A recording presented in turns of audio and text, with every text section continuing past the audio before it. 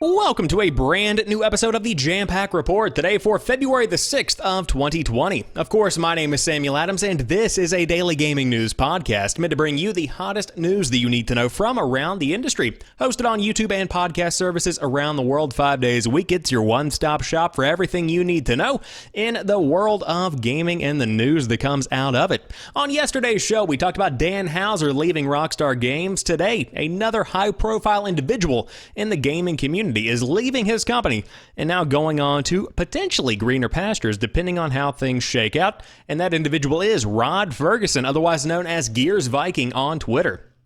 That's a pretty big move. On top of that, we have a new idea of what to expect from Ubisoft over the course of the next roughly 16 months. Final Fantasy VII Remake's PS4 exclusivity has been extended by a couple of months. In fact, a significant amount of time. Then, Cliff Bleszinski is interested in consulting on the Gears of War series. And finally, the coronavirus is hitting closer to home than ever before because Nintendo Switch supplies could be getting a little shaky in specific parts of the world. But without further ado, let's go ahead and dive into today's top gaming news. First off, Gears of War's boss is leaving, will now oversee Diablo. Rod Fergusson, who has been working on Gears of War since the series' inception and who most recently has been in charge of the entire franchise, has announced he is leaving Microsoft's shooter behind. His next role will be overseeing Diablo at Blizzard instead. He announced the news via a couple of tweets. He says, and I quote, "I began working on Gears of War over 15 years ago, and since then it has been the joy of my life. But now it's time for a new adventure. I leave Gears in the great hands of the Coalition and cannot wait for everyone to play Gears Tactics on April 28th. He followed that by saying, starting in March, I will join Blizzard to oversee the Diablo franchise. Leaving is bittersweet as I love our Gears family, the fans, and everyone at the Coalition and Xbox. Thank you. It has been an honor and a privilege to work with you all." Fergusson began his career at Microsoft in 1996 before moving to Epic in 2005, and aside from a brief stint at Irrational while development on BioShock Infinite wound up, he had managed between Epic and later Microsoft's Coalition Studio to have worked on every main Gears of War game. It is not for nothing that his Twitter handle is @GearsViking. This individual has been a pretty big part of the gaming industry for a very long time. I mean, he's one of the leading names that you think of whenever, especially, you think about Xbox because of the significance of the Gears of War franchise. And we've seen what Rod Fergusson and his team have been able to do over the course of the past few years. Gears of War has really kind of come back into form, and I think that's what Blizzard is wanting from this little stint at their company with Diablo.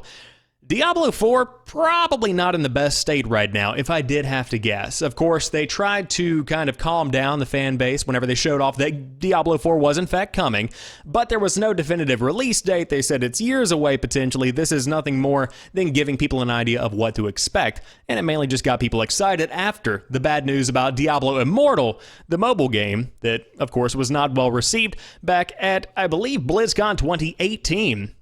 If I remember correctly.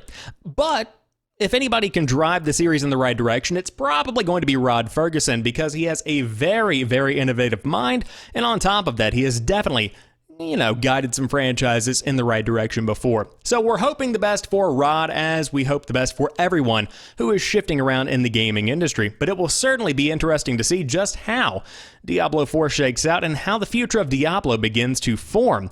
Because this is kind of going to be a big fork in the road. This is going to be a definitive difference as compared from before and after Mr. Fergusson takes his role. However, speaking of looking into the future, Ubisoft is promising 5 AAA games before April 2021. Ubisoft has promised 5 AAA games before April 2021, one of which is reportedly a new Far Cry game. In a financial call this morning, the company said 3 of those games will launch in the third quarter of the next financial year, from October to December of 2020, and 2 will launch in the fourth quarter, January to March of 2021. So what are the games? Ubisoft confirmed 3 of them, Watch Dogs Legion, Gods and Monsters, and Rainbow Six Quarantine. The other 2 are a Vikings-themed Assassin's Creed and the next Far Cry, according to Kotaku's Jason Schreier. Now, I want to make something very clear. Jason Schreier comments on Twitter and says anyone holding out hope for Splinter Cell is once again going to be disappointed. Sorry, it's AC and Far Cry. Not saying anything specific about a Viking-themed Assassin's Creed. I want to make that clear. The last Far Cry was Far Cry 5's follow-up New Dawn, which came out in February 2019. Assuming this new Far Cry is not delayed, we are looking at a gap of 2 years between the games. One of the 5 games was delayed to the fourth quarter of the next financial year, January to March 2021, although Ubisoft did not say which one. What if the long-in-development Beyond Good and Evil 2 is in fact going to be coming out? That's not coming out until after March 2021, Ubisoft confirmed on the call, but also absent from the next financial year is MIA Pirates game Skull and Bones. So that's Ubisoft's AAA video game slate for the next year and a bit. Do you think there is anything of interest? I don't know if there's anything of interest, but there is certainly some interesting news here. So, of course, Watch Dogs Legion, it's planning to launch in a couple of months. I'm not really pumped about that one, and it seems like gauging the interest of the gaming community, not too many people are interested either. Gods and Monsters seems to be pretty interesting for kind of a double A, if you will, indie game, and then Rainbow Six Quarantine. With the name Rainbow Six, it's probably going to sell fairly well after the success of Rainbow Six Siege, which notably has gained 5 million players over the course of the past few months, since September of 2019, if I remember what I read from the call correctly. Now, moving on to the big names, Assassin's Creed and Far Cry. Do we really need a new Far Cry this soon? Because right now, we've seen reports that Ubisoft is trying to expand from the canned kind of experiences that we've gotten for the past roughly 5 or 6 years from many of their games. If you see a Far Cry game, you know what to expect. You climb some kind of tall tower, whether it be a mountain or a radio tower itself, and then you scan the horizon, you go, you kill people in a base, you get that base, you flip it into your little, sect, and then you move on to the next one. That's a Far Cry game. Assassin's Creed, similar kind of situation. You climb up to a higher point, you scan the surroundings, you play through the story, you do some side quest, really good, sword play, and then that's pretty much what you can expect from an Assassin's Creed game. Of course, with some variation mixed in there. But it would be nice to see something that does change things up a good bit, and I would love to see Ubisoft really inject some creativity into their projects, which I would admit has been a bit lacking over the course of the past couple of years. But excited because I'm always going to love Far Cry. I fell in love with the franchise with Far Cry 3, and I've played every one since, except for Far Cry, what's it called? The old one, the super old one, Far Cry Primal. There we go. Far Cry Primal. Did not play Far Cry Primal. But every other one I've been in on, and I cannot wait to see where the franchise goes. But Ubisoft is lining up some pretty awesome projects over the next few months, so I'm excited to see where things go, how they end up, and of course, if anything is going to be worth coming back to talk about in a future episode of the Jampack Report. However, Final Fantasy VII Remake's PS4 exclusivity has been pushed back to April of 2021. Much as we expected, the timed exclusivity of Final Fantasy VII Remake on PS4 has been extended to next April following the game's delay. Back when Final Fantasy VII Remake was still planned to release in March of this year, we knew that the game would be a 1-year timed exclusive on the PlayStation 4. Upon getting delayed to April, however, we were not sure if this meant that the timed exclusivity would get pushed as well. Now we have our answer. As seen on the box art for Final Fantasy VII Remake over on Amazon, it has been revealed that the game's exclusivity on PS4 has also been pushed back to coincide with the new release date. Starting next year on April 10th, 2021, Final Fantasy VII Remake can then begin coming to other platforms. As of the time of writing, no additional release plans outside of just the PS4 version have been announced, but you would have to imagine the PC, Xbox One, and the upcoming next-gen platforms in PS5 and Xbox Series X are also in play. All in all, this is not surprising news in the slightest, but it does at least confirm what we already expected to be the case. As for future installments in the Final Fantasy VII Remake saga, since there are going to be multiple entries after all, we currently don't know whether or not they will be platform exclusive for a limited time, or not just yet. In theory, it would make sense if if every entry in this saga came first to a PlayStation platform, but this could just be a deal that Square Enix and Sony have worked out for merely the first installment. We will have to wait a few more years to find out, if I had to guess, the author says. Luckily, the first part of the series is finally almost upon us after what has seemed like forever. Final Fantasy VII Remake will launch on PS4 later this spring on April 10th of 2020, and to tide yourself over until release, you can always check out the DualShockers editorial talking about why they are so excited about the game itself. This is kind of something that everybody expected, as the article does say. If the game gets delayed, you would expect that the 1-year contract is going to get pushed back as well. No shocker there, but it is something that I thought we would cover on today's show to confirm. Now, the big question I have about the exclusivity: will the game launch on launch of the PlayStation 5 as well?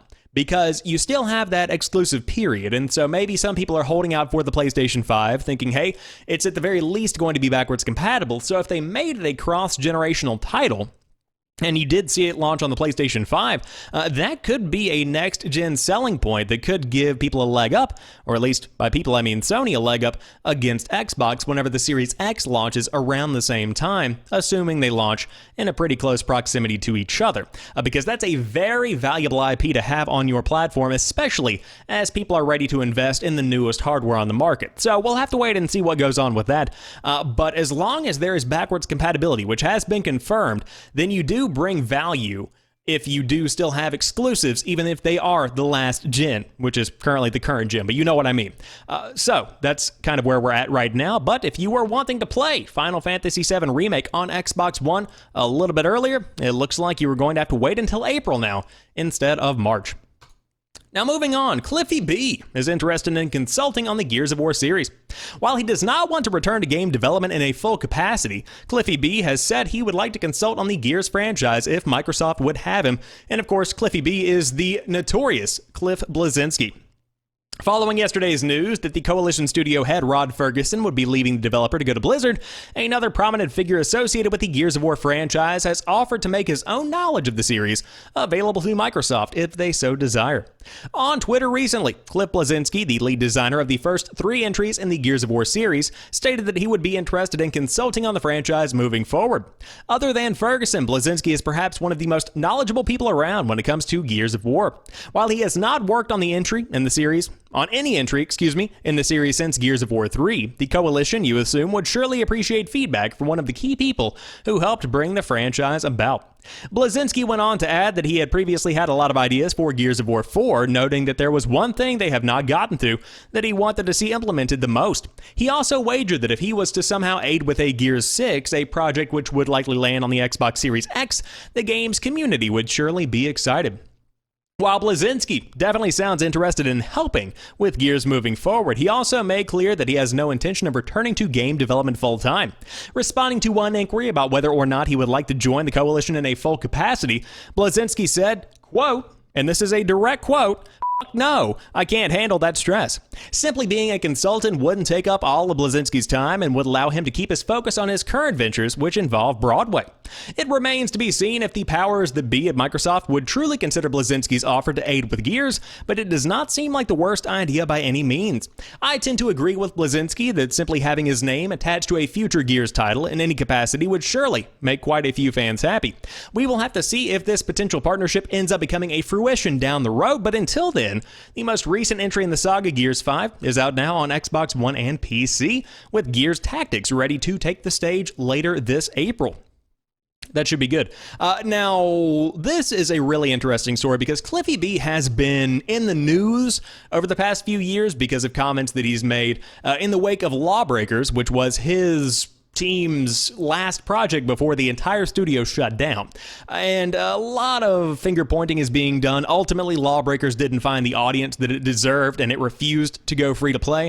And on top of that, it had no basic team deathmatch at launch. All of these factors contributed to it not being a success, even though it was admittedly a pretty good game. I was kind of a fan of it. But this man, this one right here on your screen, or the one that we're talking about right now on your podcast, he is very significant for Gears of War. Again, the first 3 games really laid the foundation and solidified the future of the franchise, and then other people had come and they took over the reins later on. With Cliffy B, he has plenty of good ideas, and I think there is somewhat of a good possibility that more ideas could be gleaned from his little noggin right there. But Microsoft would have to make the move, and of course, the Coalition has been going in a bit of a different direction with Gears over the past few years. It used to be very linear, and although the story is still linear, they are opening up options for how you want to experience the game. You can do side quests, you can explore a bit, as we saw with Gears 5. Now, it isn't completely and totally open world, but a semi-open world is something that is new, something that Cliffy B never worked on, and of course the story is going in a bit of a different direction as well. but there is plenty of potential for him to come in and make an impact. However, to round out today's show, the coronavirus outbreak is affecting Nintendo Switch supplies in Japan. This also affects Ring Fit Adventure and Joy-Cons. The coronavirus outbreak is continuing to have a tangible impact on tech. Nintendo has warned that the virus will result in an inevitable production and shipment delay for the Switch in Japan, including Joy-Con controllers and Ring Fit Adventure. Accordingly, it postponed Japanese reservations for the Animal Crossing Switch from February 8th to an unspecified date, and pre-orders for the game itself were not affected. Quote, "We can confirm that the manufacturing of some Nintendo products for the Japanese market has been delayed due to the impact of the 2019 coronavirus outbreak," the company said in a statement to Engadget. "Nintendo does not anticipate a significant impact on our broader global supply chain for systems and accessories at this time, and our product sales in North America and Europe, including pre-orders, are not affected. We would like to express our concern and support for all of those affected by the coronavirus during this challenging time." End quote. Containing the virus clearly takes the top priority, and Nintendo is not going to be the only company affected. Apple suppliers in China like Foxconn and Quanta are not expected to resume full operation until around February 10th, for instance. This is just one of the more conspicuous examples, and it would not be surprising if more tech companies delay products until and unless it's evident the coronavirus is under control. So, this is continuing to be an increasingly dangerous global outbreak of a virus that we don't have any kind of cure for as of right now. Last I heard earlier today was that 28,000 cases are found around the world, with I think less than 10 or roughly 10 being in the United States. I have not been up to date on all of the information on a minute-to-minute basis, but this is growing at a rapid pace, and it's very, very scary because this is kind of freaking me out a little bit. However, when it starts to impact gaming, you know that things are beginning to get a little bit rough. And so, of course, for anybody that might be listening to this or have a loved one that is being affected by the coronavirus, thoughts go out to you, hoping everything works out there. Hard at work on some kind of solution, a cure, if you will. But it's rough out there, man.